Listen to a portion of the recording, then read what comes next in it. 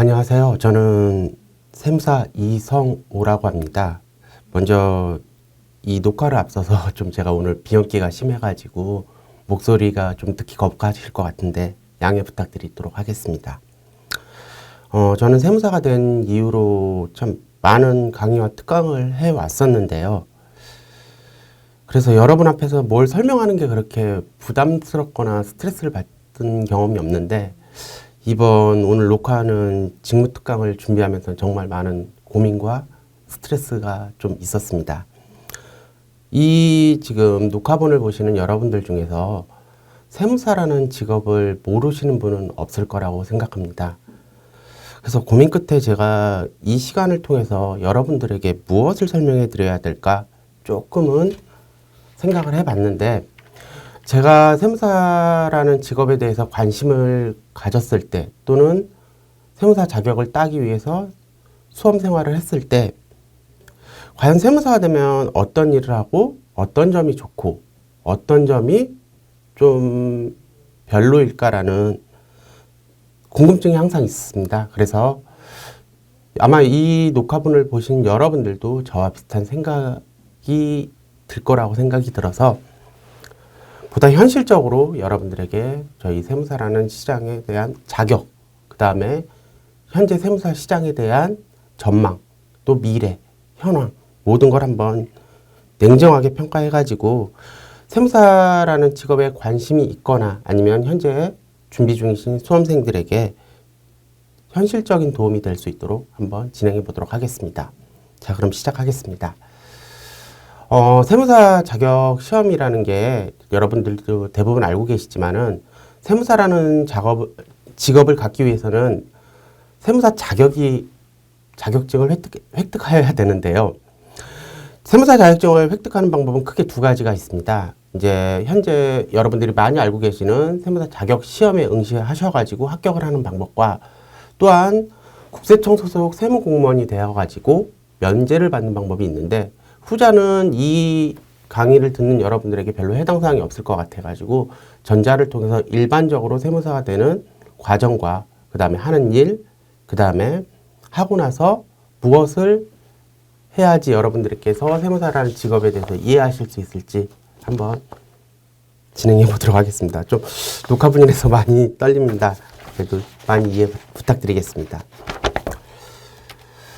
먼저 요거 한번 볼게요. 자, 세무사가 되면 한국세무사회에 소속이 됩니다. 이 로고를 보시면 파란색 앞에 로고와 그 옆에 한국세무사회라는 글씨가 보일 거예요.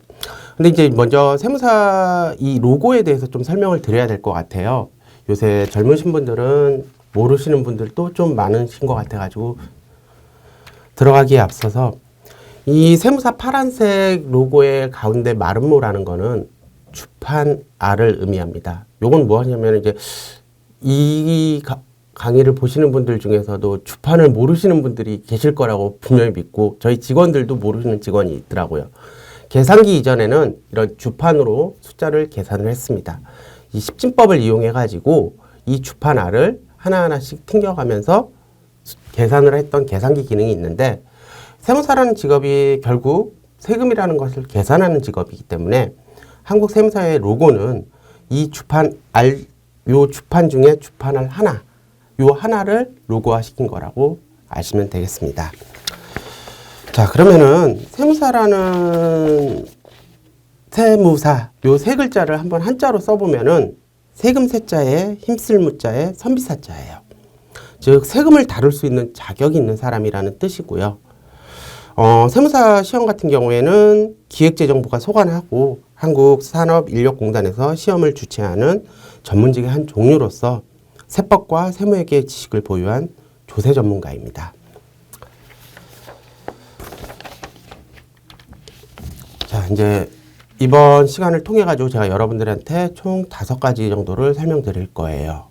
이제 세무사 업무를 소개해 드릴 거고, 세무사 자격을 취득하는 방법을 소개해 드릴 거고, 세무사 자격 취득 후 진로에 대해서도 좀 설명드리겠습니다. 그리고 이제 많은 분들이 1번부터 3번까지는 솔직히 포털에서 검색을 하시고, 그 다음에 여러 가지 다양한 루트로서 많이 아시는 내용일 거예요.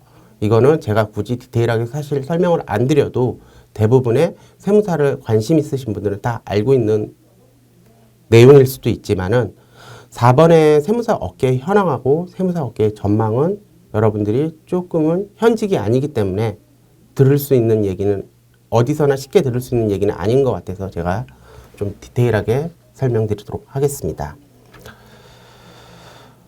자, 먼저 세무사 업무를 소개해 드리도록 하겠습니다.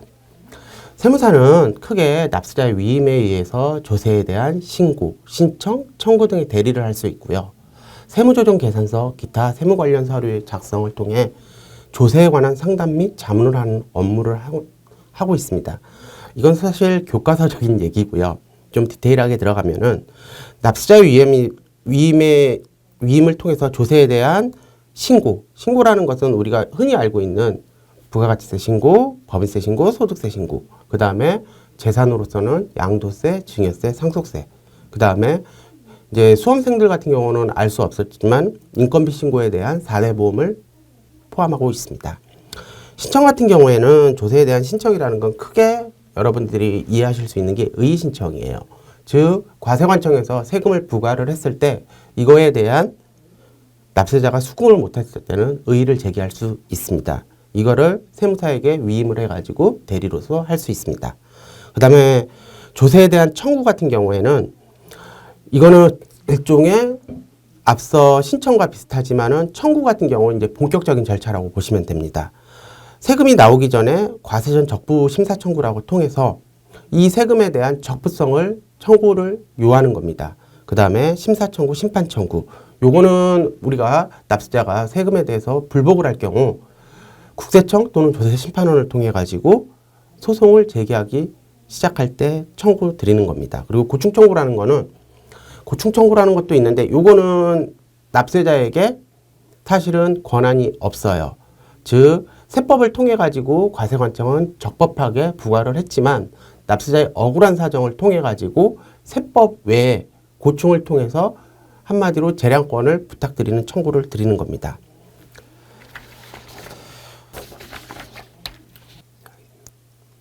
자, 이제 세무사 업무를 큰 틀에 대해서 설명을 드렸기 때문에 이제 이 제가 설명드린 세무사 업무 이외에도 다양한 업무가 있다는 건 알고 계셨으면 좋겠습니다. 자, 이제 세무사 업무를 알고 계셨다면은 세무사 자격에 대한 취득 방법을 설명드리려고 합니다. 대부분 수험생들은 많이 알고 계시는 사항이고 그 다음에 세무사에 관심 있으신 분도 어느 정도 알고 있겠지만은 그래도 제가 세무사의 업무, 세무사가 되는 방법, 세무사 후의 진로, 그 다음에 세무사 시장에 대한 현황을 설명드리기 위해서 한 파트이기 때문에 들어주셨으면 감사하겠습니다. 세무사 시험은 총 1차 시험, 2차 시험을 통해 가지고 합격자에 관해서 세무사 자격을 주어집니다. 1차 시험 같은 경우에는 총 5과목인데 영어 같은 경우에는 공인어학 성적으로 대체를 하기 때문에 4과목의 시험을 보게 됩니다. 1차 시험은 재정학, 세법개론, 회계학개론 요 3과목은 반드시 필수고요. 상법, 민법, 행정소송법 중에 하나 중에는 택 1로 시험을 치를 수가 있습니다. 1차 시험의 합격은 각 과목 40점 미만의 과락이 없이 평균 60점 이상이면 합격을 할 수가 있습니다. 1차 시험을 합격하고 난 다음에는 2차 시험은 2번의 기회를 주어집니다. 2차 시험이 이제 주관식이고 1차 시험과 2차 시험의 텀이 짧기 때문에 저희뿐만 아니라 지금 현재 자격사 시험 대부분이 1차 시험은 한 번의 합격을 통해서 2차 시험에 2번의 응시 기회를 주고 있습니다. 2차 시험 같은 경우에는 이제 회계사 시험하고 좀 다르게 하루 당일날 보고 있거든요. 총 90분씩 4교시를 보고 있는데 전부 다 주관식 논술형입니다. 1교시는 회계학 1부라고 해가지고 재무회계하고 원가회계 주관식 시험을 보고요. 2교시는 세무회계 회계학 2부라고 해가지고 세무회계만 중점적으로 시험을 봅니다. 3교시 같은 경우는 세법학 1부, 4교시는 세법학 2부인데 요 세법학 1부, 세법학 2부 이 3교시, 4교시가 상당히 난이도가 높습니다. 즉 뭐냐면은 우리가 알고 있는 기본적인 8개의 세법을 논술형으로 기재하는 건데 범위도 광범위하고 그 다음에 솔직히 말씀드려서 당락에 영향을 많이 주고 있는 걸로 알고 있습니다.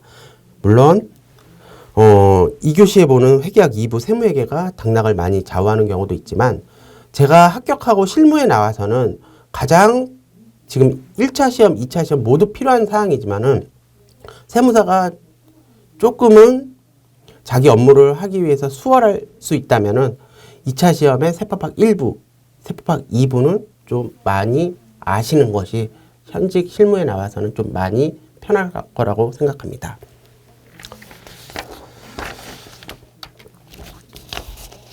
저도 시험을 붙은 지가 꽤 오래됐습니다. 그래가지고 이 시장에 대해서 세무사 시험에 대해서 조금 이번 기회에 대해서 자료를 좀 분석하고 그 다음에 봤는데 우리가 세무사 시험이 제가 봤을 때보다 응시 인원은 꾸준히 증가하는 것 같아요. 과거에 만약에 지금 이제 여러분들이 되게 취업에 대해서도 많이 스트레스를 받으시고, 그 다음에 사실 이제 작년 코로나19로 통해 가지고 전반적인 경제 상황은 좋지가 않습니다. 그 다음에 아시겠지만은 비대면, AI 등장으로 해서 사실 직업군들이 많이 줄어든 건 사실입니다. 그래서 그런 이유 때문인지 저희 이 세무사 자격 시험의 응시 인원은 해마다 증가하는 것 같고, 그 다음에 실질적으로도 많이 제가 아는 주위의 이제 후배들이나 동생들 보면 응시하고 있는 실정인 것 같습니다. 지금 이제 올해 2021년 시험은 치렀고요. 1차 시험, 2차 시험 다 치렀고, 이제 합격자 발표가 12월 다음 달 초순에 나오는 걸로 알고 있습니다. 뭐 과거 거까지는 다 볼 필요는 없으시고요. 2020년 자료가 이제 나온 게 보면은 뭐 1차 응시 인원이 한 11,672명 정도고 실제로는 뭐 한 9,500명 응시했고 합격률은 33.88% 정도 데이터가 나오는데 사실 저도 공부했을 때 과거를 되돌아보면 조금은 수험생들한테 먼저 부탁을 드리면 수험생이 안만 해도 많이 보실 것 같아가지고 말씀드리면 세무사 1차 시험에 합격했다고 하면은 그때부터 시작이라고 좀 아셨으면 좋겠어요. 이제 보통 보면은 처음에 준비를 하면은 1차 시험을 준비하면서 이제 험난한 길을 걸어가지만 되돌아보면은 1차 시험이 저는 세무사 합격하고 난 다부터 세무사 시험 진짜 시작이라고 생각합니다. 왜 그러냐면은 1차 시험 같은 경우는 아무런 베이스가 없는 상태에서 33.8%라고 하니까 굉장히 높은 합격률이죠. 근데 2차 시험 같은 경우는 1차 합격생을 비중으로 해가지고 아까도 말씀드렸지만은 유예생까지 포함해가지고 싸우는 시험이기 때문에 실적인 합격률은 2020년을 기준으로 해서 13.2%예요. 제가 공부했을 때 속된 말로 한 2차 시험에 교실에 들어가면 한 교실에 30명 정도인가 20명 정도 됐는데 그 중에 2~3명이라고 말씀해 주셨었던 기억이 있어요. 따라서 조금은 1차를 합격했다고 해서 긴장의 끈을 놓으시면 안 되고 대부분 시험 공부를 오래 하신 분들은 2차 시험에서 많이 이제 낙방을 하시죠. 그래서 그것 때문에 좀 많은 어려움이 겪었던 여러 케이스를 봤기 때문에 만약에 이 시험을 준비하시는 분들이라면은 반드시 2차 시험 합격하는 그 순간까지는 긴장의 끈을 안 놨으면 좋겠습니다. 참고로 올해 제가 자료를 찾아보니까 2021년 1차 합격률이 굉장히 낮더라고요. 그러니까 과거랑 통해서 제가 이제 좀 이유를 알아보니까 작년에 시험이 좀 코로나 때문에 미뤄졌고 상대적으로 1차 공부할 수 있는 시간도 많지 않았고 그래서 지금 1차 합격률은 16% 정도인데 그래도 2차 합격률은 우리가 1차는 절대평가고 2차는 상대평가이기 때문에 2차 시험은 무조건 700명을 배출을 해야 됩니다. 따라서 2차 합격률은 상대적으로 높아질 수도 있겠죠. 이거는 12월 초에 발표가 되면은 그때 확인해 보시도록 하겠습니다.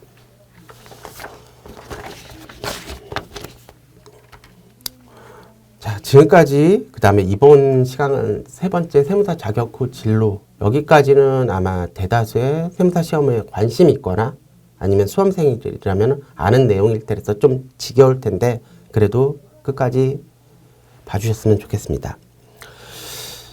세무사 자격 후 취득 후 진로를 설명하기에 앞서서 세무사 시험에 앞서 1차, 2차 시험을 보고 나면은 세무사 합격이 된 거예요. 일단 자격은 주어지지만 아까도 말씀드렸지만 한국 세무사에 등록은 할 수가 없습니다. 즉 회계사 같은 경우는 2년의 수습 기간이 있는 걸로 알고 있고요. 근데 세무사 같은 경우는 6개월의 수습이 있습니다. 이 6개월의 수습이 이르면 이제 코로나 이전에 제가 합격했을 기준으로 말씀을 드리면은 원래는 11월에 합격자 발표를 하고 12월 한 달 동안 한국세무사회에서 서초동에 있는 한국세무사회관에서 집체교육이라고 통해 가지고 여러 가지 교육을 실무 교육을 받습니다. 그리고 이제 합격한 다음 연도 1월부터 5월까지는 세무법인, 세무서, 개인사무소 등에서 요 세 가지만 인정되고 있습니다.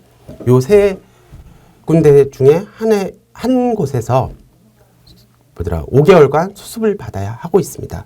근데 이걸 이제 합격하고 나서 생각을 해보니까 왜 수습이 6개월일까라고 생각을 해보니까 일단 12월의 집체교육은 가장 기본적으로 수험생 신분에서 이제 실무자 신분에 대한 교육을 받는 거고요. 우리나라 세금이 크게 이제 세무사가 크게 신고하는 세금이 부가세, 법인세, 소득세가 있습니다. 자, 부가세는 1년에 2번을 신고를 하는데 이제 하반기 거는 1월에 신고를 하고 상반기 거는 7월에 신고를 합니다. 그래서 1월에 이 5개월의 수습기간이라는 게 실무적으로 보면은 모든 큰 세금들의 신고를 다 경험할 수 있기 때문에 5개월의 실무 수습기간을 별도로 두고 있는 것 같습니다. 자, 이제 참고적으로 말씀드리면 1월에 부가가치세 신고를 해야 되고요. 3월에 법인세 신고를 해야 되고 5월에 종합소득세 신고를 해야 되기 때문에 이 5월 말일까지 실무 수습이 끝나면 세무사로서 등록 세무사 자격이 주어집니다. 즉 한국 세무사에 등록을 할 수가 있고 본인의 근무 세무사가 된지 아니면 개업을 가능할 수 있는 자격이 주어진다고 보시면 됩니다. 자, 이제 세무사 자격 취득 후 진로를 보면 뭐 제가 크게 6가지 정도로 이제 이렇게 설명을 드릴 건데요. 이제 그룹핑을 한다면은 세무법인 개인사무소가 한 그룹핑이 될 거고요. 금융기업, 공기업이 또 한 그룹핑이 될 거고, 그 다음에 세무공무원, 일반기업이 한 그룹핑이 될 겁니다. 먼저 세무법인 개인사무소 같은 경우는 좀 이따 설명을 드리고요. 세무사 자격 취득 후 개업을 안 하시는 세무사님도 꽤 계세요. 이거는 왜 그러냐면은 뭐 모든 자격사들이 마찬가지지만 개업을 자기 사무실을 연다는 거는 어느 정도 영업도 돼야 되고 거래처도 확보해야 되는데 이거는 개인마다 다 성향이 다르기 때문에 솔직히 거부하시는 세무사님도 계세요. 세무사가 가장 제가 생각하는 유능한 세무사는 전문적인 지식도 있어야 되지만 어느 정도 본인 사무실을 꾸려갈 수 있는 능력도 있어야 된다고 보거든요. 근데 이게 사실은 세무 지식하고는 별개의 문제가 될 수가 있기 때문에 지금은 합격 후 많은 다른 여러 방면으로 진출하고 있는 걸로 알고 있습니다. 첫 번째로 이제 가장 많이 진출할 수 있는 그룹핑이 이제 금융기업하고 공기업입니다. 금융기업이 이제 은행권이 대표적인 예인데 과거와 달리 지금 각 은행에서는 PB들이 많이 계시죠. 프라이뱅커들이 많이 계시는데 이거는 여러분들이 생각하는 것보다 실무적으로 고액 자산과 관리가 좀 많이 시급합니다. 이유는 이제 지금 우리가 인플레이션도 되고 그 다음에 빈익빈 부익부 현상도 크기 때문에 고액 자산가들은 정말 세금에 대해서는 되게 민감하세요. 근데 은행권 같은 경우에서는 이분들이 큰 고객이기 때문에 이분들을 집중적으로 케어해 줄 수 있는 전문 PB가 필요한데 그 대표적인 게 저희 세무사입니다. 실질적으로 제가 합격했을 때도 그렇고 지금 현재 합격하신 많은 분들도 금융기업에 취업을 많이 하고 계시고 며칠 전에 뉴스를 보니까 지금 이제 은행 같은 경우에 향후 신입 행원 같은 경우를 뽑지를 않는다고 지금 계속 가닥을 잡고 있는 이유가 이제 은행이 점점 전산화되기 때문에 실질적인 은행원들이 많이 필요한 건 아니고요. 물론 필요는 합니다. 필요는 하지만 과거에 비해서 많이 필요한 건 아니고 전문적으로 특화된 은행들이 이제 점점 늘어나겠죠. 그 중에 그 한 축을 담당하는 게 세무사라고 생각합니다. 그 다음에 이제 공기업 같은 경우에는 제 기준으로 봤을 땐 여성분들이 상당히 세무사 시험에 합격하고 많이 진출하고 계신 걸로 알고 있습니다. 이제 공기업 같은 경우에는 별도로 우대 조건은 없는 걸로 알고 있는데, 암만 해도 이제 저희가 공기업에 진출을 하면은 담당하는 부서들이 뻔히 보이실 거 아닙니까? 재경팀을 가던가 한마디로 즉 회계 쪽으로 갈 수밖에 없는데, 이쪽에서는 세무사 라이센스를 취득하신 분이 암만 해도 일반 수험생보다는 조금은 가산점이 있지 않나 그렇게 생각하고, 그래서인지 여성분들 같은 경우는 제가 알기로는 많이 진출하고 계십니다. 세 번째로는 이제 세무공무원인데, 약간 이제 이걸 보시는 분, 저도 나이가 이제 거의 50대가 다 돼 가는데, 저희 때는 이제 공무원 인기가 그렇게 높진 않았습니다. 근데 지금 정말 상상을 초월할 정도로 인기가 많은데, 세무공무원을 준비하시는 분 중은 처음부터 세무공무원을 준비하시는 분들이 많고, 제가 실무적으로 이제 여러 세무공무원들을 만나면은 회계사 시험, 세무사 시험을 준비했다가 세무공무원이 되신 분도 꽤 의외로 있어요. 그 다음에 세무공무원 같은 경우는 가산점 제도가 있기 때문에 저희 자격을 취득하면은 5점의 가산점이 있는 걸로 알고 있습니다. 그래서 5점 이상으로는 가산점이 없는 걸로 알고 있기 때문에 상대적으로 유리해서 그러신지 의외로 많이 진출을 하고 계십니다. 그 다음에 일반 기업 같은 경우에는 극소수입니다, 사실은. 그렇다고 진출을 안 하는 건 아닌데, 우리가 일반 기업의 세무사 자격증이 필요한 파트도 아까 말씀드린 공기업하고 비슷하거든요. 즉, 세무 처리도 하고 있지만 일반적으로 재경 업무를 많이 하고 있기 때문에 제 개인적으로는 세무사 자격시험에서 일반 기업이 그렇게 필요할까는 조금 의구심은 들고, 그렇다고 뭐 전혀 방향이나 연관성이 없는 건 아니기 때문에 관심 있으신 분들은 일반 기업도 많이 진출하실 수 있는 방법이 있으니까 찾아보시면 될 것 같습니다. 그러면은 세무사 자격 취득 후 진로가 사실은 80% 이상이 되겠죠. 이제 세무법인 또는 개인사무소. 이 세무법인 개인사무소도 있지만은, 그러니까 즉 세무사가 돼가지고 수습을 받고 바로 개업을 하는 케이스도 있습니다. 그러고 아니면은 공부를 했을 때 배웠던 내용하고 실무적인 좀 갭은 많이 크거든요. 그래서 그거를 경험으로써 그 갭을 메꾸려고 근무세무사라고 하거든요. 즉 큰 세무법인이나 큰 개인사무소 중에서는 직원으로서 취직을 하는 방법도 있습니다. 즉 근무세무사 같은 경우에는 젊은 세무사님들이 많이 경험을 하고 있어요. 즉 한 2, 3년 근무세무사로서 다양한 업종과 다양한 업무를 한 뒤로 본인의 사무실을 개업하는 경우가 있고요. 아니면은 조금은 또 공격적인 성향을 가지신, 그러니까 영업 마인드도 출중하고 계신 그런 세무사님들은 합격 수습 후 바로 개업하는 경우도 많습니다. 자, 그럼 우리 뭐 많은 질문을 드려요. 저 같은 경우도 지금 개인사무소를 운영하고 있지만 왜 세무사님은 세무법인 안 해요? 개인사무소 안 해요? 막 이런 말을 많이 듣거든요. 자, 이제 먼저 세무법인에 대해서 조금 설명을 드리면, 세무법인은 세무사법에 규정이 되어 있습니다. 즉 우리가 일반 법인은 본인이 자본금 제한도 없기 때문에 그냥 본인이 100% 지분을 갖고 법인을 설립하면 됩니다. 하지만 세무법인은 특수성이 있기 때문에 아까 말씀드렸듯이 세무사 합격 후 수습받은 등록세무사, 한국세무사에 등록한 등록세무사 5인 이상이 구성원이 돼야 되고 자본금은 2억 원 이상 돼야 됩니다. 물론 이 요건이 맞추기는 어렵진 않은데, 이제 실무적으로 말씀을 드리면은 사람과 사람이 계속 엮이다 보면 이해관계가 상충해요. 이제 충돌을 하게 되죠. 왜냐면은 우리가 이제 일반 법인을 생각을 하시면 대표님이 계시고 그 밑에 여러 임직원이 있지만은, 세무법인은 사실 세무법인, 회계법인 같은 경우는 독립채산제라고 보시면 되거든요. 즉 세무법인 같은 상호를 달고 있지만은 그 세무법인 회사가 중요한 게 아니라 세무사 개개인의 능력이 중요하기 때문에 대부분 독립채산제로 운영을 하고 있기 때문에 외관을 갖추기 위해서는 세무법인이 필요하지만, 실무적으로서는 실질적으로 그 안에서는 뭐 시너지 효과는 조금은 있겠지만은 그 시너지 효과가 과연 상대방들과 이해 충돌했을 때 그 스트레스를 상쇄하느냐, 그건 저도 모르겠어요. 그래서 저는 좀 게으른 편이고 사실은 좀 자유로운 걸 좀 많이 추구하다 보니까 많이 세무법인 할 시간이 많았지만은 아직까지는 생각이 없고 향후도 별로 그렇게 생각이 없는 게, 자, 이제 개인 사무소 같은 경우에는 규모가 세무법인보다 작을 수밖에 없죠. 근데 이제 여러분들이 조금 제가 뭐 설명을 드리자면은, 아까도 말씀드렸지만 세무법인은 다 독립재산제이기 때문에 겉으로 볼 때는 외형이 되게 크지만은 그 내면에 보실 때는 그 세무사님의 구성원 팀, 요거는 개인 사무소보다 못한 경우가 훨씬 많아요.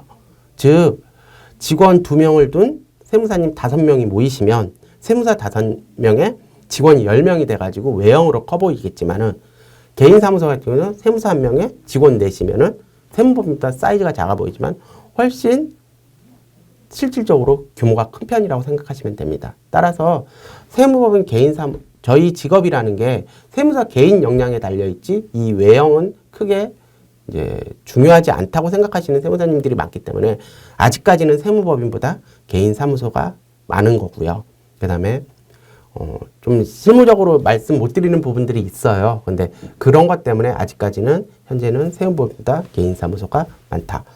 그러면 이제 결론적으로 말씀드리면은 세무사 자격 취득 후 진로라는 거는 일단 첫 번째로는 세무사 업무를 하기 위한 진로가 가장 크겠죠. 그 외에 제가 말씀드렸지만은 금융기업 같은 경우 한마디로 PB 이제 고액자 상가들의 PB 같은 경우에는 분명히 저희 업무랑 확장이 돼가지고 연계가 되는데, 나머지 공기업 이제 세무공무원 같은 경우는 좀 특별한 케이스고요. 왜냐면은 입장이 이제 저희 같은 경우는 신고 개념이지만 그쪽에서는 징수 개념이기 때문에 좀 바뀌는 거고, 공기업 일반 기업 같은 경우에는 사실 세무사 합격하고 이쪽을 취직한다면 세무 업무를 하는 경우는 생각보다 많지가 않은 걸로 알고 있습니다. 다만 이제 아시겠지만 안정적이고 모두가 선망하는 직업 중에 하나이기 때문에 이쪽을 많이 진출하는 걸로 알고 있지만은, 제 개인적인 생각으로는 공기업이나 일반 기업 같은 경우에는 굳이 세무사 자격 취득을 하고 나서 취업할 필요는 없다고 보고요. 이 공기업하고 일반 기업을 따로 준비하시는 여러 취업 준비생들이 많지 않습니까? 그분들보다 사실 경쟁력이 있다고는 사실 생각 안 해요. 오히려 그분들이 그 기업에 대한 이해도나 이런 건 더 훨씬 높으실 거고, 제가 만약에 면접관이라도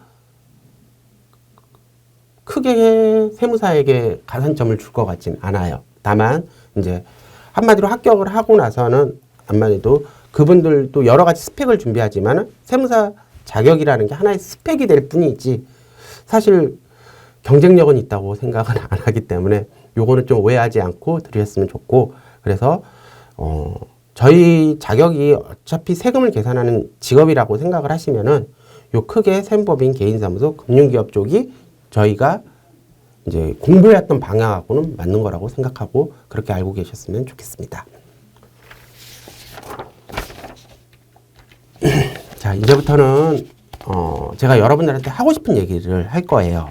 이제 뭐 세무사 하는 일, 그 다음에 세무사 되는 법, 그 다음에 세무사 합격 후 진로에 대해서 설명을 드렸지만, 이거는 여러분들이 포털에 여기까지 검색을 하고 아마 수험생이라면 다 알고 있는 내용이라고 생각을 합니다. 그래서 여러분들이 과연 이 시간을 통해 가지고 무엇이 궁금할까? 특히나 이 강의를 보시는 분들 중에 수험생은 많으실 거라고 봐요. 왜냐면 저 때는 이런 내용을 접할 수 있는 시간이 없었고 막연하게 그냥 어깨너머로 들었던 내용이고요. 그 다음에 뭐 맨날 논쟁도 걸렸죠. 뭐 세무사가 좋아, 회계사가 좋아, 뭐 변호사가 좋아.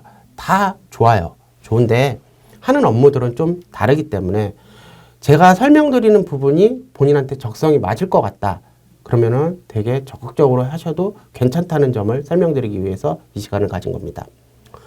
먼저 세무사 업계 현황을 설명드리기 전에 참 우리나라 세금이 많아요. 정말 많아요. 저도 다 알지를 못하고요. 근데 세금에 대하고 세수에 대해서 조금 설명을 드리고, 이 설명을 드려야 저희가 하는 일, 전망, 미래, 현황 다 설명드릴 수 있을 것 같아서 먼저 조금 간단하게 설명을 드리겠습니다. 자, 우리나라 세금은 국세하고 지방세로 나누고요. 그 다음에 국세는 관세, 내국세로 나눠요. 관세는 여러분들이 아시겠지만 수입을 했을 때 부과하는 세금이고요. 내국세가 이제 우리 일반인들이 접하는 세금들입니다. 그 중에 내국세는 보시다시피 보통세하고 목적세가 있는데, 이 목적세 같은 경우는 먼저 설명을 드리면은 지출 예산이 정해져 있는 세금이에요. 보시면 교육세, 교통에너지 환경세, 농어촌 특별세. 뭔가 느낌이 다 누가 봐도 어디에 쓰일지 예상되는 세금이죠. 근데 이제 보통세 같은 경우에는 뭐 소득세, 법인세, 뭐 부가세, 개별소비세 이런 소금 딱 이 내용만 들으면은 세금인 건 알겠는데 이거의 용도는 모르겠죠. 따라서 보통세하고 목적세는 쓰임이 다르다는 걸 알고 계시고, 일반적인 보통세가 우리가 지금 이제 정기국회에서 예산을 편성할 때 사용할 수 있는 세수 수입이라고 보시면 되겠습니다. 이 보통세 중에서는 직접세, 간접세가 있습니다.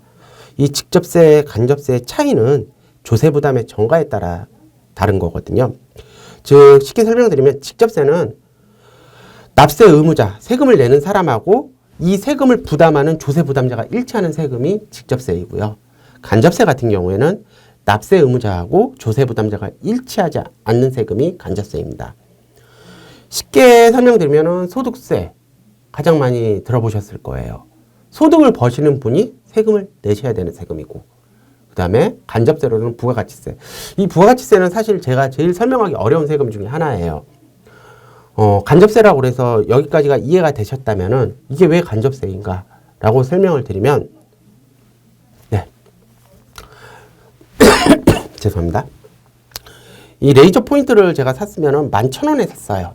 이 레이저 포인트를 11,000원에 샀는데, 11,000원 정가는 아니고 예를 드는 겁니다.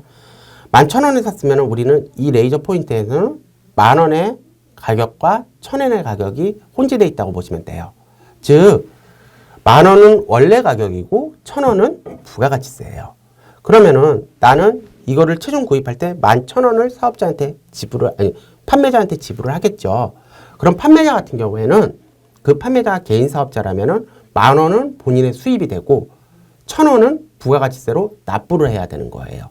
즉 뭐냐면은 내가 이 레이저 포인트의 1,000원에 대한 부가세를 최종 소비자인 내가 부담했지만 내 이 부가가치세 내 부담한 세금을 나한테 판매한 판매자가 국가에 대신 납부하기 때문에 납부하는 사람과 부담하는 사람이 일치하지 않기 때문에 간접세라고 하는 겁니다. 자, 이제 직접세에 대해서 설명을 드리면은 이제 국세를 좀 제가 자세히 설명드리는 게, 세무사로서 모든 세금에 대해서 공부를 하는 건 아니에요. 왜냐면은 여기 보시면은 교육세, 목적세 중에 교육세, 교통에너지 환경세, 농어촌 특별세 같은 경우에는 어느 정도 저희가 기본 틀은 알고 있지만은 디테일하게 아는 경우가 없어요. 특히나 왜 그러냐면은 이 세금은 납세자가 신고하는 개념이 아니라고 보시면 되고 정부가 부과하는 제도이기 때문에 그렇다고 보시면 되겠습니다. 그래서 우리가 실무상으로 세무사가 다루는 세금이 보시면 여기 파란색으로 소득세, 법인세, 종합부동산세, 상속세, 증여세, 부가세, 증권거래세 요 정도가 크게 다루는 업무고, 종합부동산세 같은 경우에는 사실은 정부 부과가 되고 그 다음에 납세자가 신고를 할 수 있는 선택적인 세금이기 때문에 요거를 과거에는 많이 다루지 않았어요. 그런데 이제 아시겠지만 부동산 이슈가 되기 때문에 지금은 실무적으로 신고도 많이 하는 입장입니다. 따라서 세무사가 되면은 먼저 원론적으로 말씀을 드리면 국세를 많이 다루고 있습니다. 그 중에서 국세 중에서도 파란 부분 있지 않습니까? 요 소금에 대해서는 많이 다루고 있는 입장이고요. 이제 국세가 있으면 지방세가 있겠죠. 지방세 같은 경우는 사실 과거에 이제 저희가 시험 과목에 세무사 2차 시험에 세법학 2부에 포함되어 있는 내용이 이제 지방세가 있지만은 그 중에서도 취득세 요 부분하고 몇 가지가 있는데, 제가 말씀드리고 싶은 거는 사실은 수험생활 때도 공부를 많이 안 했고 실무를 나와서도 많이 접하지는 않아요. 근데 요새 조금은 이제 저희 업계 이슈가 지방세 불복이 좀 많이 일어나고 있는 입장이기 때문에 지방세에 특화된 세무사님들이 좀 보이기 시작하셨어요. 즉 보통 국세가 아니라 지방세는 세무사들도 법무사님들만큼 모르는 경우가 많아요. 이유가 아까도 말씀드렸지만 대부분이 부과되는 세금이기 때문에 저희가 신고하는 세금은 저희가 공부를 해서 잘 알 수가 있지만 부가되는 세목은 솔직히 신경을 많이 안 쓰겠죠. 그런데 여기 보이시면은 취득세하고 재산세는 이제 26번의 부동산 대책 개정을 통해 가지고 많은 납세자들이 관심을 갖고 저희도 공부할 수밖에 없는 영역이 됐습니다. 지방세는 이제 큰 틀로 설명드리면 도세하고 시군구세가 있어요. 여러분들도 아시겠지만 뭔가 느낌이 있죠. 여기가 서울 성북구죠. 도세라는 거는 서울시에서 걷어가는 세금이고요. 시군세는 성북구청에서 걷어가는 세금이에요. 그래서 재산세를 보면은 이제 집에 이렇게 날라오는 재산세 고지서를 보면은 관할 구청장이 징수하게끔 돼 있고요. 이 도세라는 거는 서울시가 전체적으로 세원을 마련해 가지고 각 관할 구청에다가 교부하는 식으로 만든 세금이라고 알고 계시면 됩니다.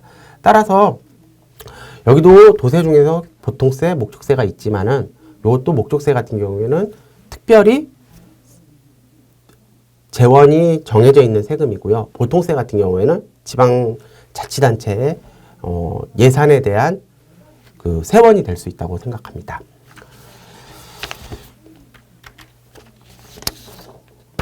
자, 이제 조금 원론적인 교과서적 얘기는 마지막으로 좀 설명을 드리면은 우리나라 국세 수입이 얼마인지는 알고 설명을 드려야 될 것 같아요. 이제 아까도 말씀드렸지만 전체 세수가 아니라 우리가 이제 보면 정기국회에서 예산을 편성하고 있지 않습니까?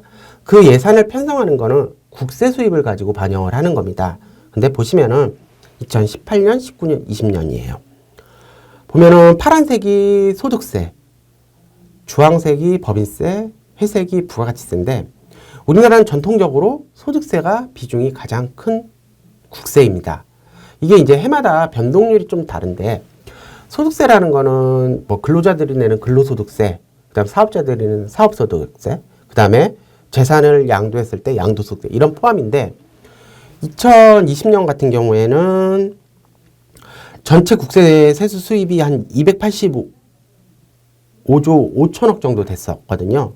이 중에 소득세, 법인세, 부가세 요 세 개의 세수가 약 231조로 80% 이상을 차지하고 있습니다. 따라서 저희 업무가 아까도 말씀드렸지만 부가세, 소득세, 법인세를 집중적으로 신고하고 있다고 말씀드렸죠. 즉 전체 국세의 80% 이상을 이제 납부하는 세금에 대한 비중이 크기 때문에 이거에 대한 신고 업무를 저희가 하기 때문에 암만 해도 업무 영역이 좀 많다고 생각합니다.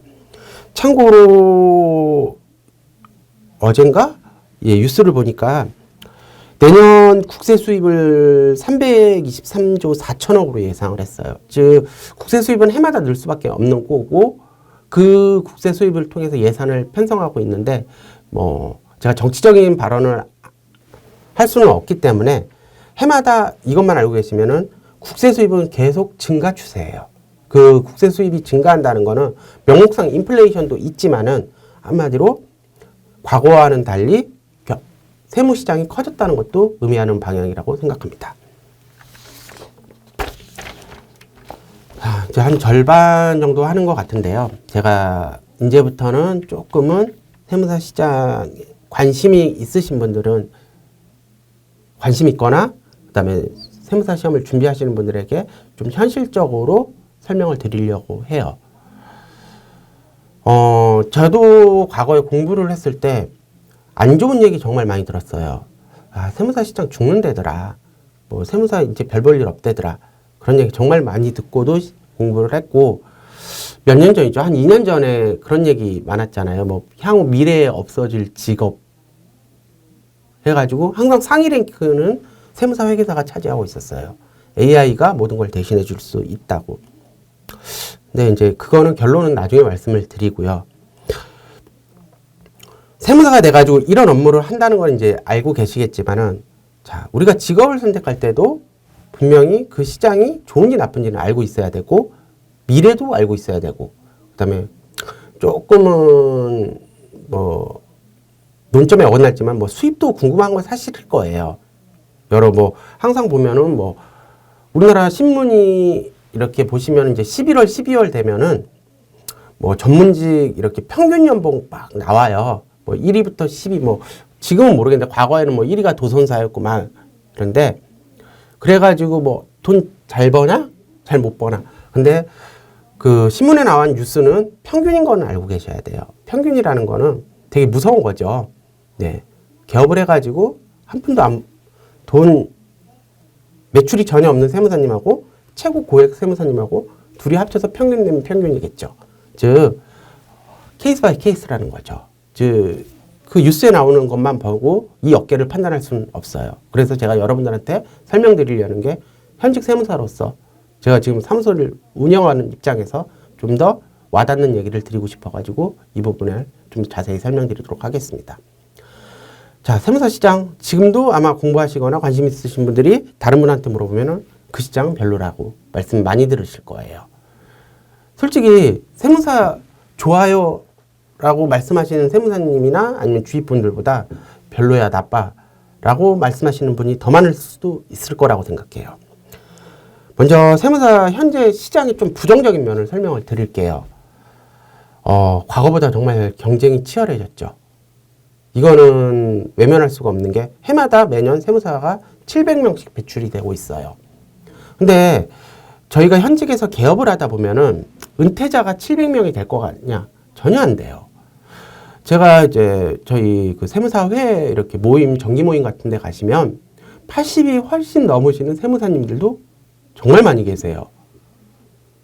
건강관리를 잘 하셔서 현직에 뛰고 하지만은, 즉, 매년 700명의 신규 세무사들이 배출이 되고 있지만, 현업에서 이제 은퇴하시는 세무사님들은 700명이 뭘까요? 그의 반도 안 될 거예요. 즉, 시장의 파이는 고정되어 있는데 진입자들은 많지만 은퇴자들이 없기 때문에 과거보다는 정말 경쟁이 치열했죠. 우스갯소리로 한 20년 전에는 유명한 일화가 있는데요. 저쪽 포천 쪽에 세무사님이 계시는데 1년에 딱 3달만 사무실을 열었다고 해요.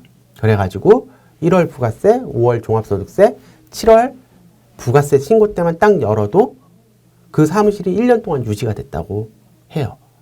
그러니까 그때는 세무사들이 많지 않기 때문에 세무신고를 할 수 있는 부분이 없기 때문에 줄을 서서 기다리고 그분은 그 신고기간 이외에는 문을 닫았다는 우스갯소리도 있는데 지금은 그럴 수는 없어요.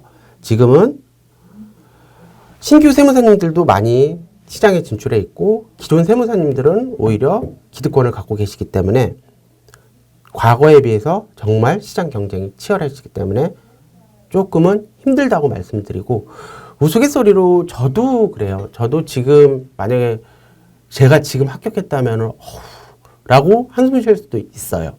왜냐면은 제가 합격했을 때도 한숨을 쉬었거든요. 선배님들께서. 근데 지금 제가 그 입장이 돼 보니까 동일한 것 같아요. 두 번째로는 과거에 비해서 현저히 낮아진 수수료예요.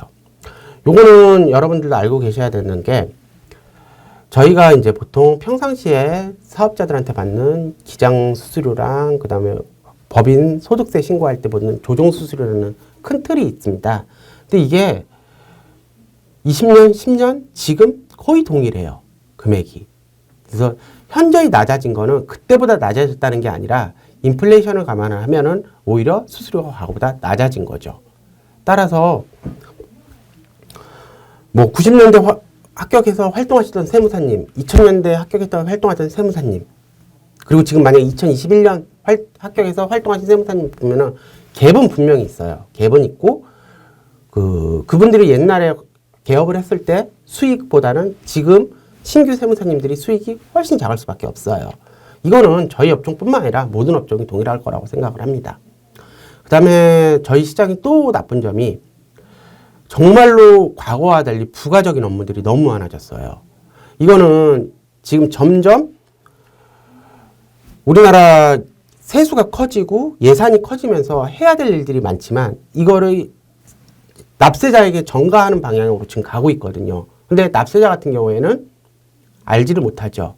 그러면은 저희가 대리를 해줄 수밖에 없고 이거에 대한 별도 수수료를 받을 수 없는 상황이 상당히 많기 때문에 전통적인 세무 업무 이외에 부가적인 업무들이 많기 때문에 많은 세무사님들과 직원들이 조금 업무에 대해서는 상당히 스트레스를 받고 있습니다. 자, 이제 부정적인 얘기를 했다면은 긍정적인 얘기도 해봐야겠죠.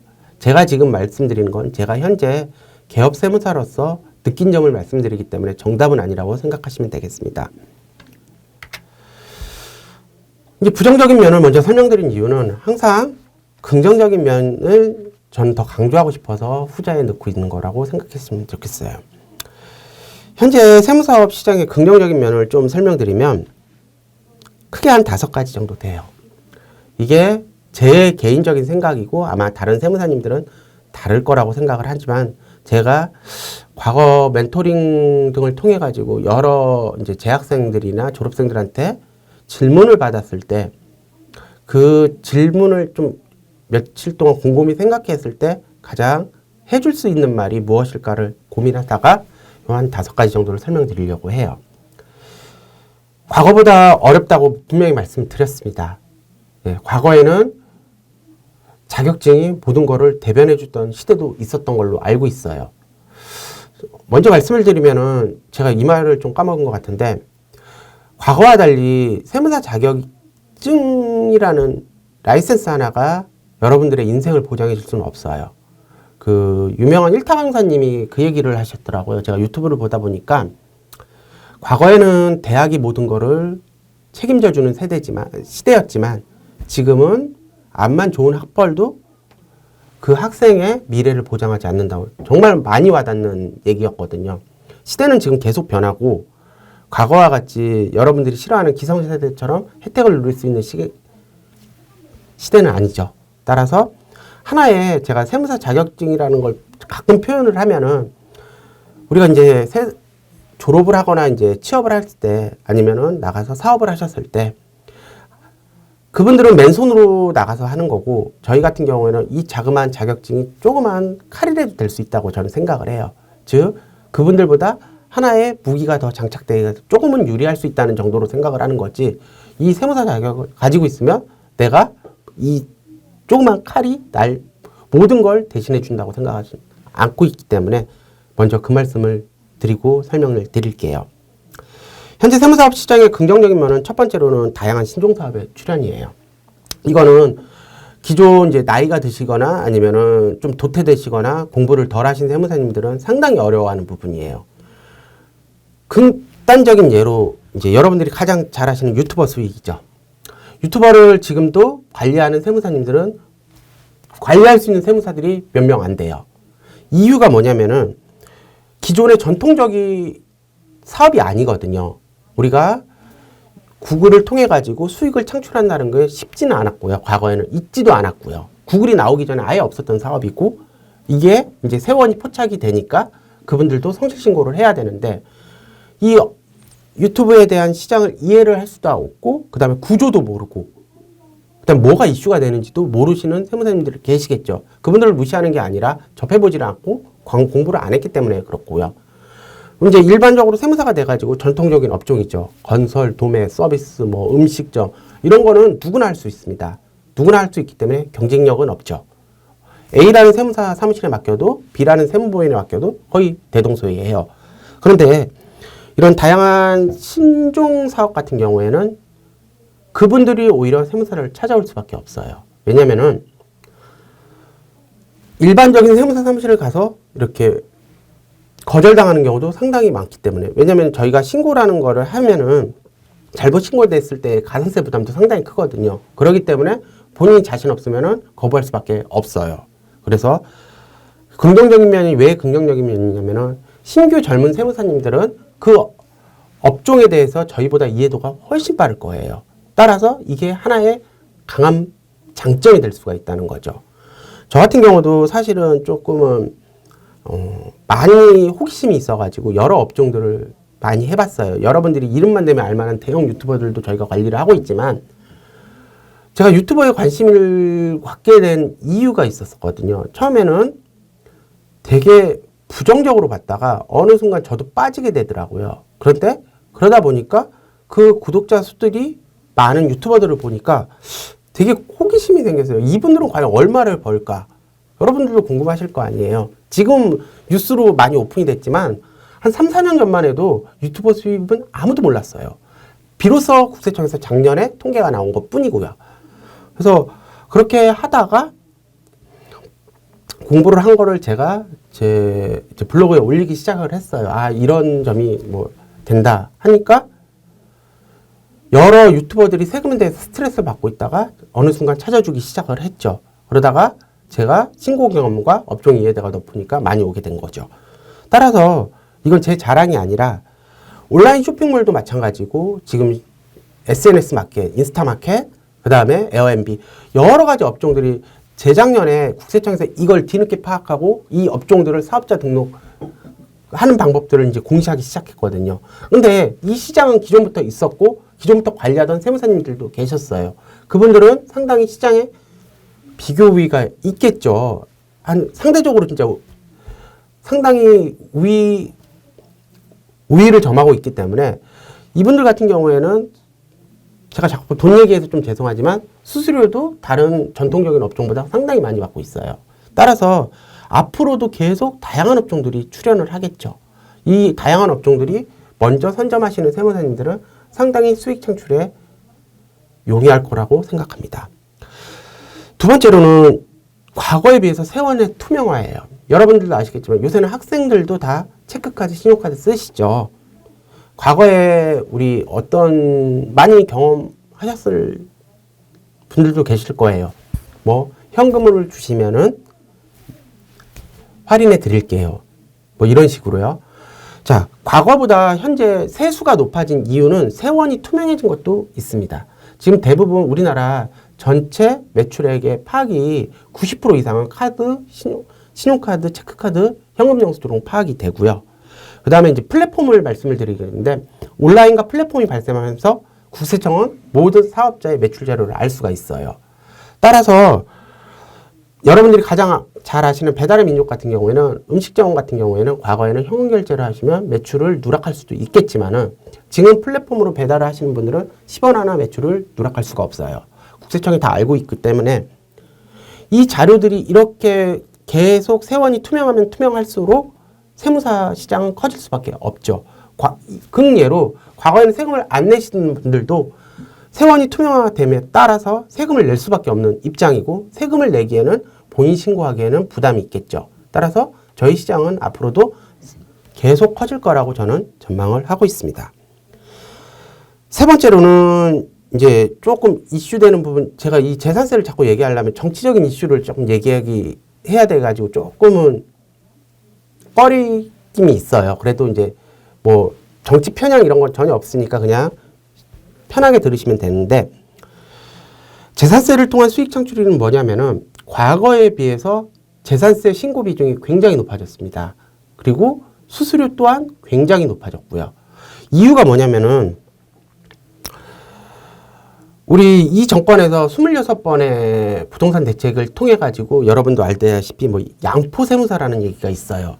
양도 소득세를 포기하는 세무사가 생긴 이유가 너무 많은 세법 개정을 통해 가지고 알 수가 없고 그 다음에 여기 보시는 재산세, 양도세, 상속세, 증여세 같은 경우에는 일단 세금 납부액이 상당히 커요. 그래서 잘못 신고하면은 가산세 위험도 굉장히 큰 세목 중에 세목들이거든요. 따라서 이 리스크를 감내하고 내가 열심히 공부를 하고 한다면은 수익은 정말로 과거에 비해서 극대화될 수 있어요. 일례로 과거에 전통적으로는 상속세를 내시는 분들이 안 계셨어요. 우리가 상속세, 이제 저희가 학교 다닐 때도 우스갯소리로 상속세 내고 죽을 정도면 성공한 인생이라고 했는데 지금은 그런 세대 아니거든요. 만약에 서울에 아파트 한 채를 갖고 있다가 사망을 하시게 되면은 그 자식들은 분명히 상속세 대상일 거예요. 즉, 인플레이션이 높아지고 명목 가치가 높아지면서 한마디로 세법은 과거 기준이 그대로이기 때문에 납세자가 더 많이 발생이 되는 거죠. 그리고 상속세, 증여세, 양도세 이 세 개의 재산세 같은 경우는 수수료가 거의 정해져 있지가 않다고 보시면 돼요. 이건 세무사님들의 능력에 따라서 수수료가 달라지기 때문에 지금 특히나 저 같은 경우도 작년에 제가 개업한 이후 증여세를 가장 많이 신고했어요. 한 30건을 넘게 신고를 했는데 과거에는 증여세를 1년에 신고해봤자 몇 건 안 되겠죠. 근데 지금은 고액자산가들이나 아니면은 집이 두 채 있으신 분들이 양도나 증여를 통해 가지고 계속해서 세금을 좀 절세하려고 노력을 하겠죠. 근데 이거에 대해서 저희 세무사 시장은 정말로 커졌다고 생각하시면 됩니다. 그리고 앞으로도 더 커질 거라고 생각하고요. 그리고 네 번째로는 급증하는 조세소송 시장이라고 말씀을 드리는데, 지금 제가 이 긍정적인 면에서 말씀드리는 것 중에 첫 번째 다양한 신종사업 출현, 재산세, 세 번째 재산세를 통한 수익 창출, 네 번째 급증하는 조세소송 시장. 요거는 정말 세무사에게 밝은 미래예요. 지금 해마다 우리가 조세를 받아들이지 못해가지고 불복하시는 납세자들이 늘고 있는 상황이에요. 2020년에 그 과세 처분해가지고 법원에서 행정심판까지 가서 그 국세청이 패소한 게 1395건이거든요. 이 조세시장 같은 경우는 무엇이 문제냐면은 일단 금액이 커요. 납부세액이 뭐 100만 원, 200만 원 이런 걸로 조세소송하지 않거든요. 기본 몇천, 많게는 몇백억이에요.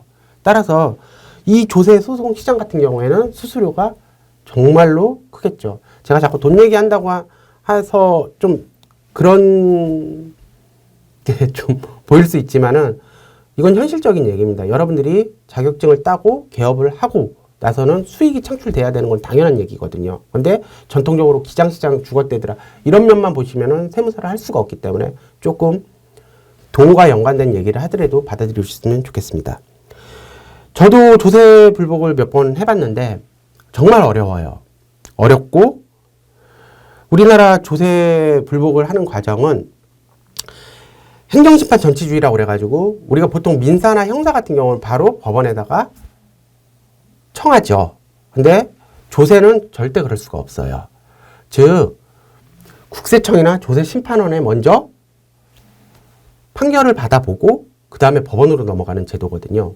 그래서 세무사 시장에서 자꾸 그 행정심판 즉 법원에 들어가서 대리권을 달라고 하는데 변호사 업계에서는 절대 안 된다고 하시는 거고, 이건 어느까지나 뭐 양쪽 입장 다 이해합니다. 그래서 제가 말씀드리고 싶은 거는 이 조세불복 같은 경우에는 일단 옛날보다 규모가 커졌고, 그 다음에 지금 이제 급변하는 세법을 통해 가지고 서로 이해충돌할 수밖에 없는 부분이 되게 커요.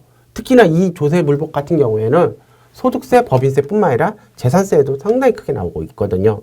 그래서 이 시장이 커지면 커질수록 세무사 시장은 밝다고 저는 보고 있고, 이게 뭐 그러면 변호사님만 좋은 일을 하냐?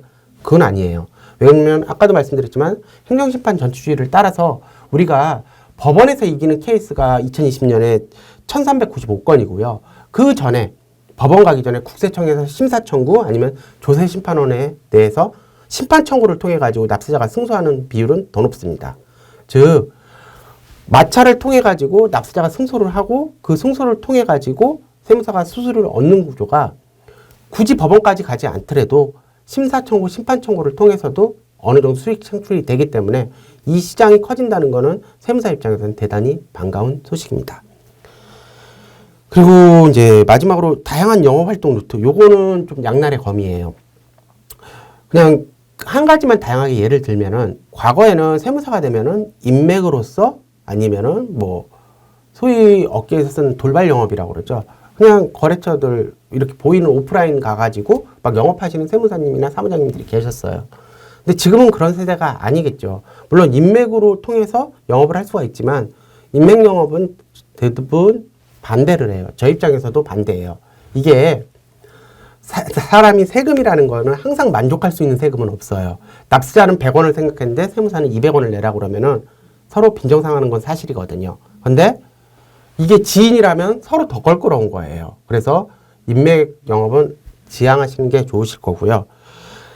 가장 이제 다양한 영업 활동 루트에서 하나만 들면 플랫폼이에요. 플랫폼. 지금 이제 변호사 업계도 난리가 났죠.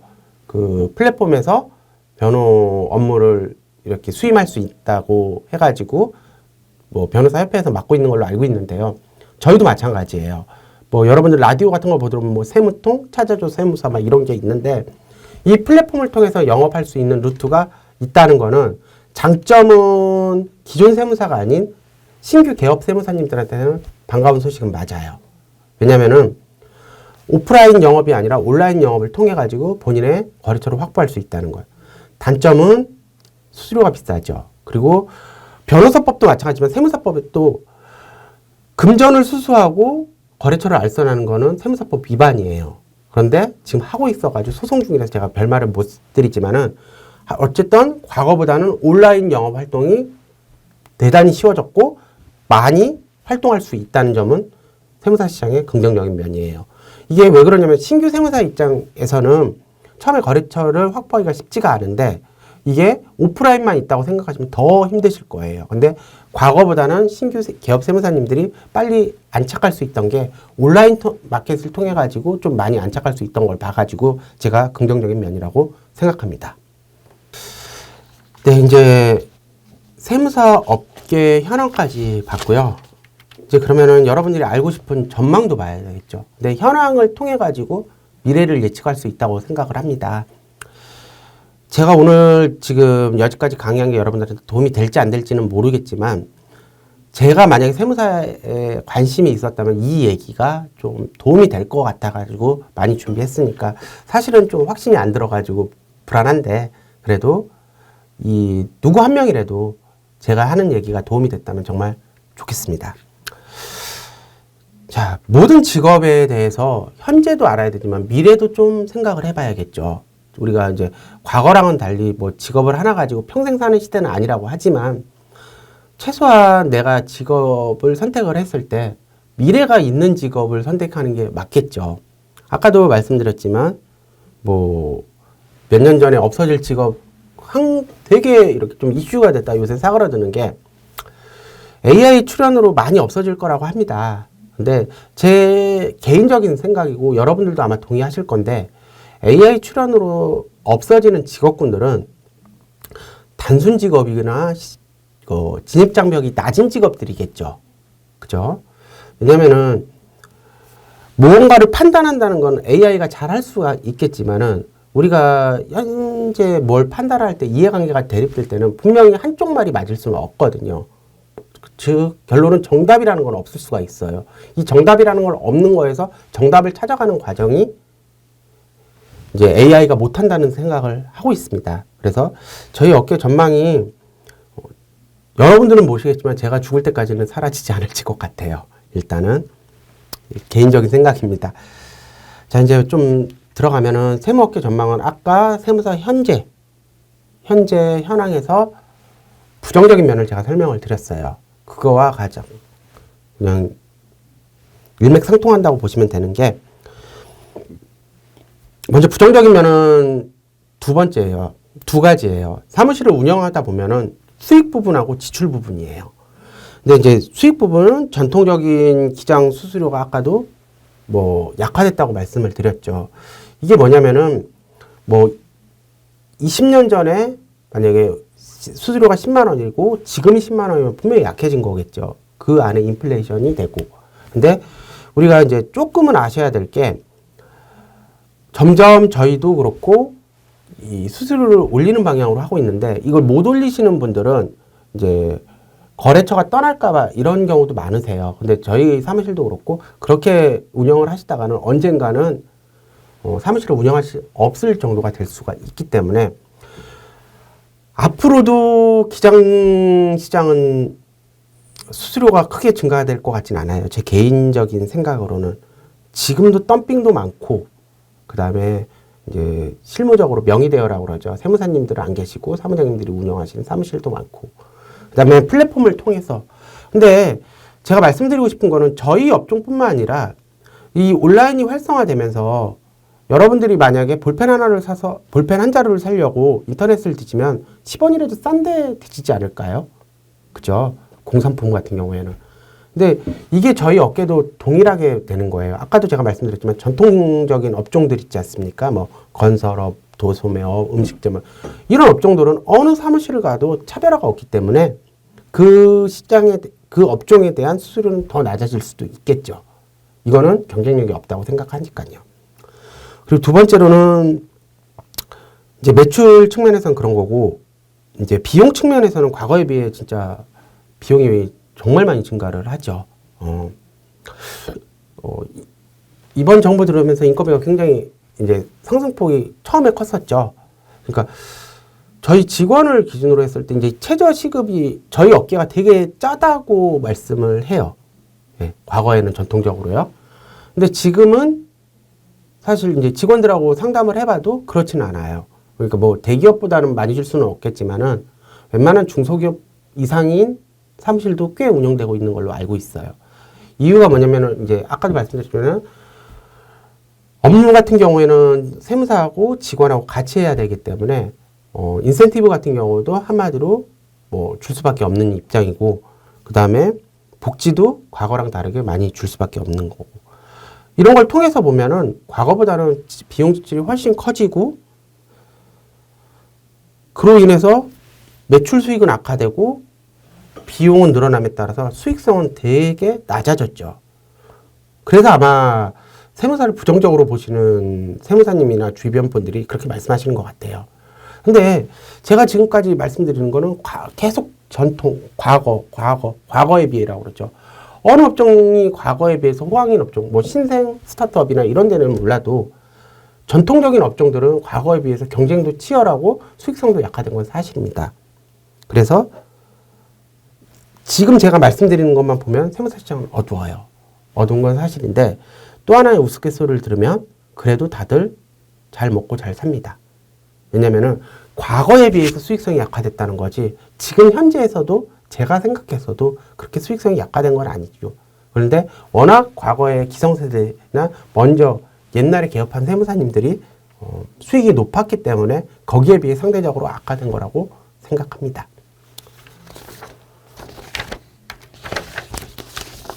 이제 밝은 면도 설명을 드려야지 이제 여러분들께서 이 직업에 대해서 조금 호감이 가실 거라고 생각해요.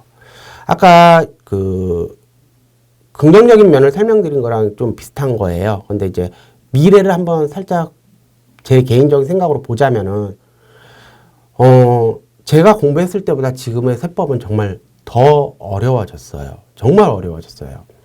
우리가 이제 국세청에서 홈택스를 많이 홍보를 합니다. 간단한 세금 신고 홈택스에서 할 수 있고, 그 다음에 5월 종합소득세도 신고할 수 있어요 라고 홍보를 하는데, 그렇게 따지면 저희가 없어져야죠. 근데 왜 그러냐면은 세무사인 제가 봐도 홈택스로 신고하는 게 상당히 어렵습니다. 제가 여러분보다는 세무적인 지식이 더 높겠죠, 당연히. 그런 저도 어려운데 일반인이 프로그램만 써가지고 세법 지식이 없이 신고할 수 있다는 건 말이 안 돼요.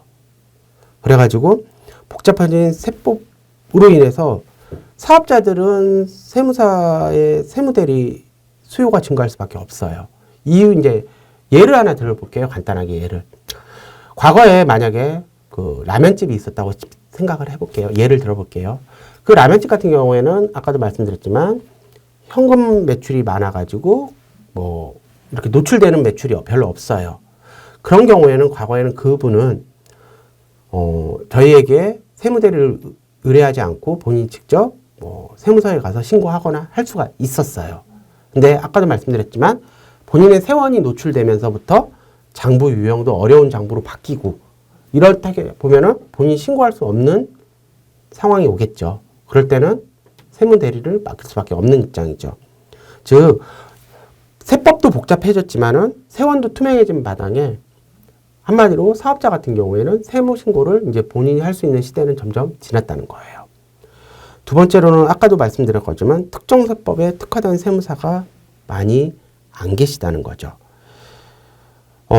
재산세 얘기를 해보시면은 과거에는 우리가 양도소득세 같은 경우 수수료가 상당히 특히 주택 부분에 대해서는요 수수료가 많지가 않았어요. 그냥 저희가 속된 말로 이렇게 하는 납세자가 주택을 본인 살던 주택을 양도하면은 수수료는 거의 99%가 공인중개사님이 가져가시고 저희는 1%의 수수료로 양도소득세를 신고한다는 우스갯소리를 했는데 지금은 상황이 달라졌죠. 왜냐면은 아까도 말씀드렸지만 복잡해지기 때문에 아예 양도소득세를 포기한 세무사님들이 계시겠죠. 즉 옛날에 할 수 있던 세무사님들이 적어졌고 그 다음에 진짜 복잡한 이슈들이 있는 그 양도소득세, 상속세, 증여세 같은 경우에는 일반 세무사님들도 꺼려합니다. 왜냐면은 잘못된 신고를 통해서 가산세 부담이 크기 때문에. 그래서 이런 특화된 세무사님들 같은 경우에는 수수료라는 게 정해져 있지가 않아요. 따라서 본인이 세무사 시험에 합격하고 열심히 노력해가지고 어느 한 세법에 정말로 이름을 대면 누구나 알 수 있을 정도가 된다 하시면은 그 세무사님 같은 경우에는 본인이 이 업계를 떠나실 때까지 아무 걱정 안 하셔도 될 거예요. 지금 저도 노력을 하고 물론 하루아침에 이게 공부로서 되는 건 아니지만 어쨌든 관심을 갖고 노력을 한다면 분명히 될 수가 있고 그렇게 되신다면은 그 시장은 무궁무진하다고 생각합니다. 그리고 아까도 이제 세 번째는 납세자와 과세관청 마찰로 조세소득 증가한다고 했는데 이건 앞으로는 더 할 거예요. 지금 이제 보시면은 좀 이제 저희 현실 실무업계에서 보시면은 큰 세무법인 같은 경우에는 오히려 변호사님들을 고용하세요. 아까도 말씀드렸지만은 조세소송 같은 경우에는 국세청, 조세심판원의 심사청구와 심판청구에서 납세자가 지고 나서 행정심판으로 가셔야 되거든요. 근데 아까도 말씀드렸지만 행정심판에 가신다면은 그때는 세무사의 영역이 아니라 변호사님의 영역이에요. 그래서 가만히 보시면은 두 개가 조인될 수가 있다고 생각을 안 하시나요? 그래서 통상적으로 기본 큰 틀은 그 이슈가 되는 건 세무사님이 더 잘하실 거예요. 다만 대리를 못할 뿐이기 때문에 이제 소위 말해서 콜라보를 많이 하는 입장이죠. 그래서 큰 세무법인 같은 경우에는 변호사님들을 고용을 하시고 그 다음에 큰 대형 로펌 같은 경우에는 회계사, 세무사들을 많이 고용하는 입장이에요.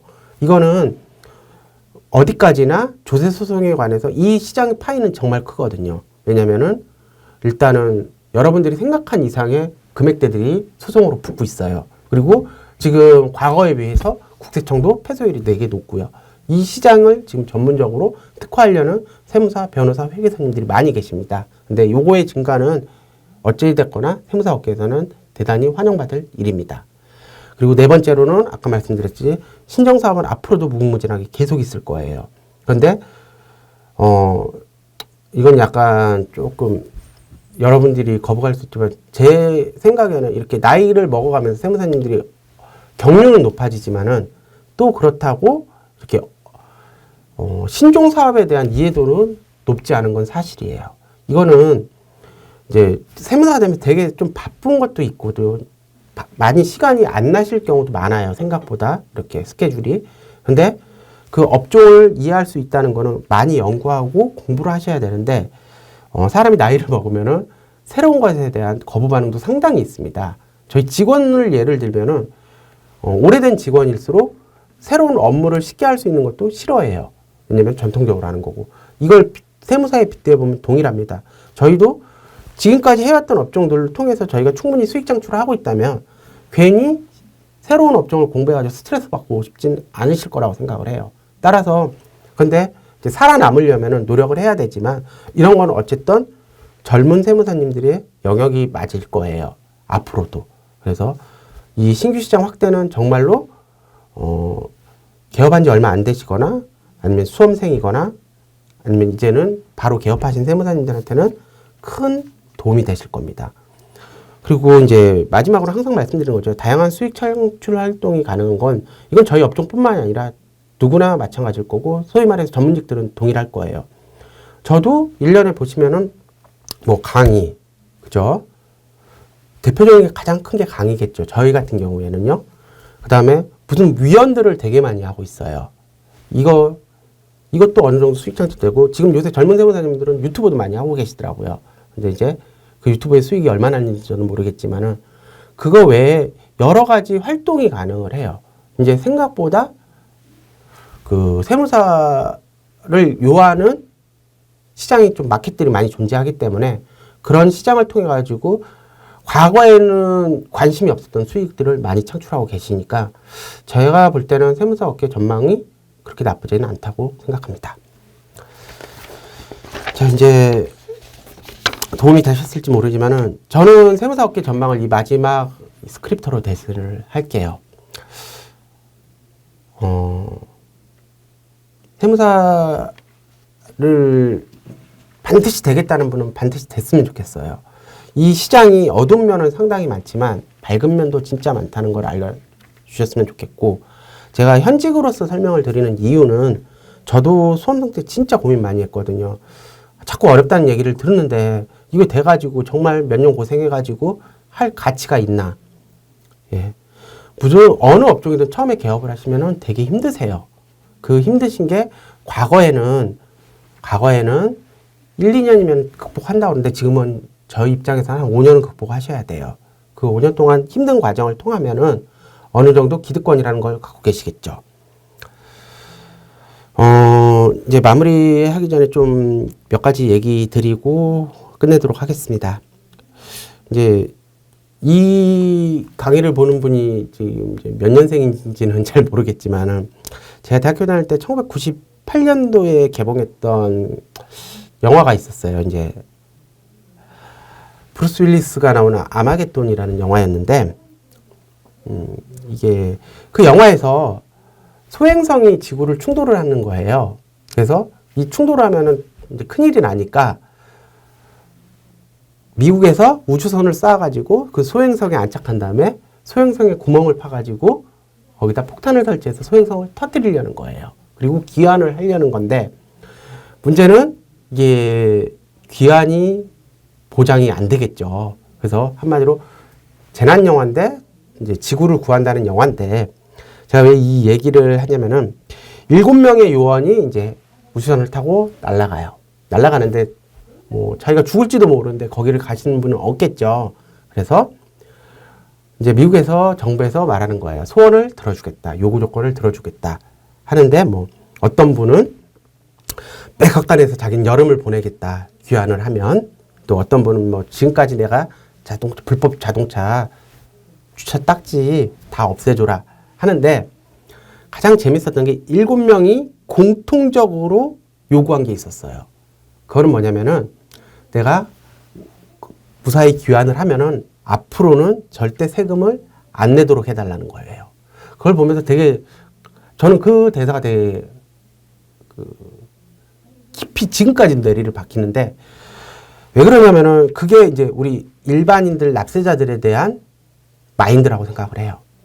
저도 마찬가지지만 세금을 내 가지고 행복하신 분은 없으실 거예요. 그 직업에 저희가 가장 큰 단점이에요. 즉 제가 하면서 대표님들과 만나면은 세금이 왜 이렇게 많이 나왔어요 얘기를 들지, 세금 적네요 얘기를 한 번도 들어본 적이 없어요. 아마 그분들은 안 내라고 해도 세금은 싫어하실 거예요. 즉 세금에 대한 알러지가 있으실 거예요. 그래서 그런 면에서는 우리 직업 참 나쁜데, 제가 아까도 말씀드렸지만 직업을 선택할 때 이 직업이 없어지는지 있어지는지 한번 봐야 되겠죠. 근데 이 한마디가 마찬가지일 거예요.